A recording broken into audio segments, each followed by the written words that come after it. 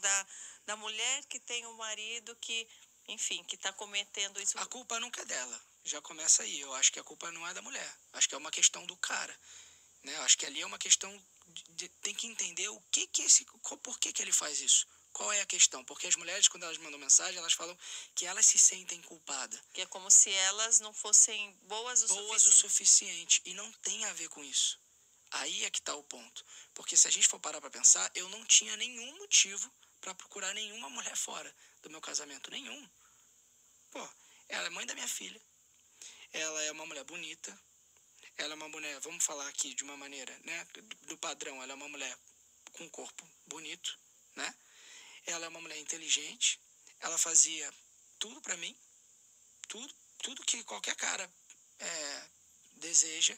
A nossa cama sempre foi maravilhosa. Nunca teve nenhum problema. Então eu não tinha nenhum motivo para eu fazer aquilo, para eu procurar qualquer outra pessoa fora do casamento. Então é óbvio que se eu procurei qualquer mulher fora do casamento, é uma questão minha, não dela. Não é uma falta dela. É alguma coisa que eu preciso resolver dentro de mim. Porque eu não vou fazer isso só com ela, eu vou fazer com ela, eu vou fazer com a outra, eu vou fazer com... É um problema meu.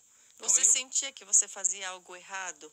Ou não? Você sentia que, é errado, mas ninguém vai saber? Ou você não ligava para as consequências? Como que é o pensamento? Eu acho que o meu pensamento era o seguinte, eu sabia que aquilo ali não era uma coisa correta, né? Tipo, não, tô certinho, não tô fazendo nada de errado. Mas era uma coisa que eu não tinha responsabilidade afetiva. Eu acho que essa é a palavra. É você ter a noção do outro, é você ter a noção de que o que você está fazendo, ele está impactando e tá ou pode impactar na vida do outro de uma maneira devastadora. E depois na sua, só que daí a gente não percebe, mas né? A consequência do que vai que vem, né? Mas aí que tá, se for uma coisa que vai atingir só a minha vida, ok, é uma decisão minha, né? Agora, a partir do momento que eu vou atingir uma outra vida, e nesse caso eu vou atingir a vida da minha filha, porque a minha filha é afetada também. Uhum. Então, a partir do momento que a gente se separa, a minha filha que não pediu para vir ao mundo, ela está sendo afetada, porque ela passa a não conviver mais.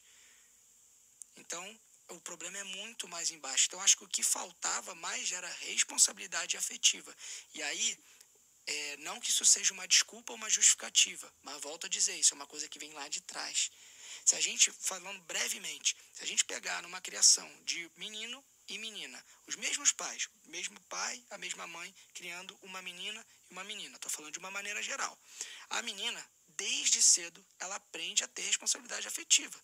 Todas as brincadeiras dela tem hora, tem preocupação, tem carinho, tem afeto, tem cuidado, tem tudo. Dá comidinha pra boneca, tem bota tudo. Fraldinha, tira a fraldinha. Então ela tem uma consciência do todo. E o pai dessa criança, dessa menina, cria ela para ser o quê? A princesinha do pai. Né? Ela é a nossa. Esse mesmo pai cria esse menino para ele ser o quê? O pegador, o que bate em todo mundo, o que, né, transa com todo mundo. Então, é o mesmo pai. E o menino, as brincadeiras do menino não tem nenhuma responsabilidade de nada. Ele nunca tem consciência do todo. Nunca tem. Ou você aprende isso ao longo do caminho, ou com a vida te batendo, ou você não vai aprender, porque na infância você não aprende.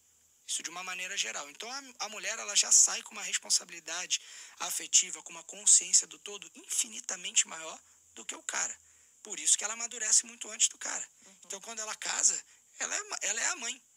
Na verdade é isso. Quando você casa, geralmente a mulher é a mãe do cara.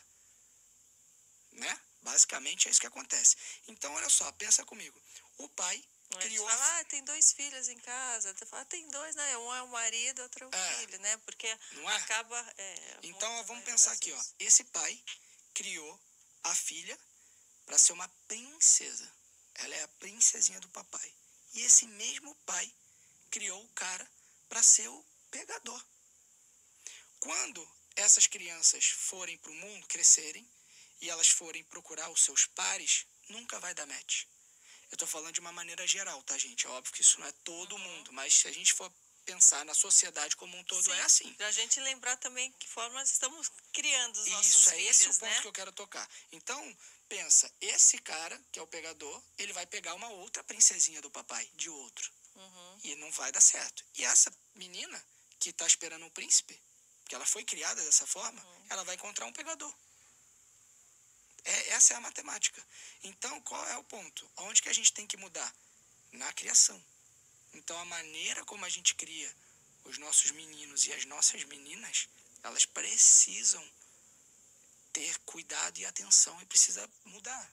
Aprender a questão da responsabilidade, né? Da Não é responsabilidade. botar trabalho para a criança, mas em pequenas coisas, mesmo na própria brincadeira, né? Você jogou tudo, vamos aprender a recolher. Eu acho que no tratar com a outra criança, Não, né? e assim, vamos lá. Criança, como um animal também, né? Ele funciona muito por repetição e por observação. Pelo Então seu pensa exemplo, assim, ó, né? pelo seu exemplo. Então pensa, eu moro numa casa onde o meu pai, ele não é tão carinhoso com a minha mãe, ou ele não dá tanta atenção para minha mãe, ou ele está sempre fora de casa. Quando eu crescer, eu vou ser como? A probabilidade de eu ser igual ao meu pai... Vai repetir o padrão, né? Ou pode acontecer em alguns casos, você vê aquilo, você tem uma consciência e você fala, cara, eu não quero ser, você cria aversão àquilo e você vira o oposto. Acontece? Acontece, mas na grande maioria dos casos, você vai repetindo. Então, você ter um filho, cara, é uma responsabilidade muito grande. Eu acho, e a Maíra fala isso também. Mesmo você tendo a sua filha, você não teve essa percepção antes? Não tive essa percepção. É isso que eu tô te falando. Eu tive essa percepção agora. Deus é maravilhoso, gente. Você então, viu como ele transforma tudo, né? Eu tive essa percepção depois. Mas a minha filha já tinha quase 2 anos, 1 ano e pouco. Mas com a sua fé, quando você com a minha fé. Então, assim, a Maíra também fala isso. Ela fala uma coisa que eu acho muito legal, que é... Eu acho que todo mundo que deseja ter filho, deveria existir um curso. Deveria ter alguma faculdade, cara. Ou alguma coisa antes, para você falar assim, ó, você tá apto a ter filho, você não tá apto a ter filho. Você não pode criar um filho. Você não é capaz de criar um outro ser humano.